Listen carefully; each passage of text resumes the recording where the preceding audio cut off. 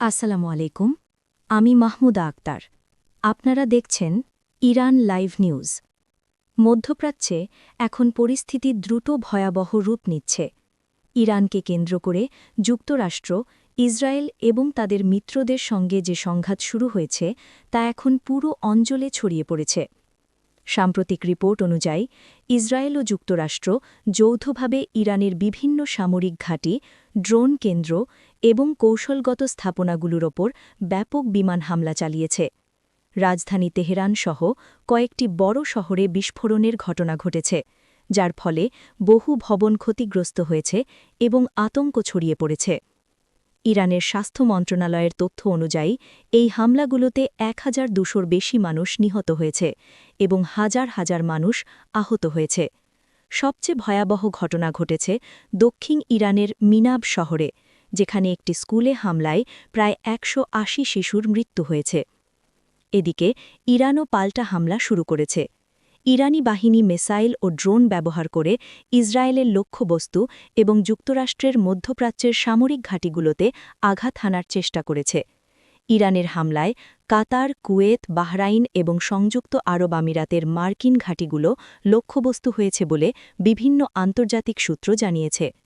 এছাড়াও পারস্য উপসাগর অঞ্চলের কয়েকটি দেশে ইরানের ড্রোন হামলার খবর পাওয়া গেছে। কিছু ক্ষেত্রে এসব হামলা প্রতিহত করা হয়েছে, তবে এতে আহতের ঘটনাও ঘটেছে। সংঘাত এখন শুধু ইরান ও ইসরায়েলের মধ্যে সীমাবদ্ধ নেই। লেবাননে ইরান সমর্থিত হিজবুল্লাহ সংগঠন ইসরায়েলের দিকে রকেট হামলা শুরু করেছে, যার জবাবে ইসরায়েল দক্ষিণ লেবাননের বিভিন্ন এলাকায় বিমান হামলা চালিয়েছে। এই যুদ্ধের কারণে এখন পর্যন্ত ১২টিরও বেশি দেশ সরাসরি বা পরোক্ষভাবে সংঘাতে জড়িয়ে পড়েছে। উপসাগরীয় অঞ্চলের সামরিক সতর্কতা জোরদার করা হয়েছে এবং অনেক দেশ তাদের আকাশ প্রতিরক্ষা ব্যবস্থা সক্রিয় করেছে। বিশ্ব রাজনীতিতেও এই সংঘাত নতুন বিভাজন তৈরি করেছে।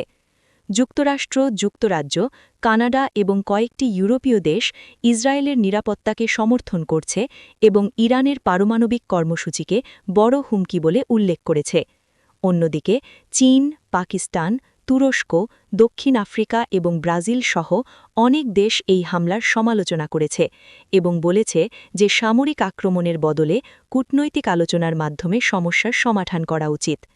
মধ্যপ্রাচ্যের পরিস্থিতি এতটাই উত্তেজনাপূর্ণ হয়ে উঠেছে যে উপসাগরীয় কয়েকটি দেশ ইতিমধ্যে উন্নত আকাশ প্রতিরক্ষা ব্যবস্থা চেয়েছে এবং তাদের সামরিক বাহিনীকে সর্বোচ্চ সতর্ক অবস্থায় রাখা হয়েছে।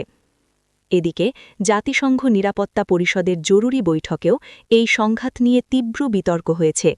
জাতিসংঘ মহাসচিব সতর্ক করে বলেছেন, যদি দ্রুত যুদ্ধ বন্ধ না করা হয় তাহলে এটি পুরো অঞ্চলে বড় ধরনের সংঘাতে পরিণত হতে পারে। বিশ্লেষকদের মতে এই যুদ্ধ শুধু মধ্যপ্রাচ্যের রাজনৈতিক পরিস্থিতিকেই নয়, বরং বিশ্ব অর্থনীতিকেও বড় ঝুঁকির মুখে ফেলতে পারে, কারণ বিশ্বের একটি বড় অংশের তেল সরবরাহ এই অঞ্চল থেকে আসে। বর্তমানে পুরো বিশ্ব তাকিয়ে আছে এই যুদ্ধ কি আরও বড় আকার নেবে নাকি কূটনৈতিক আলোচনার মাধ্যমে পরিস্থিতি শান্ত হবে। আমি মাহমুদা আক্তার, আপনারা দেখছিলেন ইরান লাইভ নিউজ। আসসালামু আলাইকুম।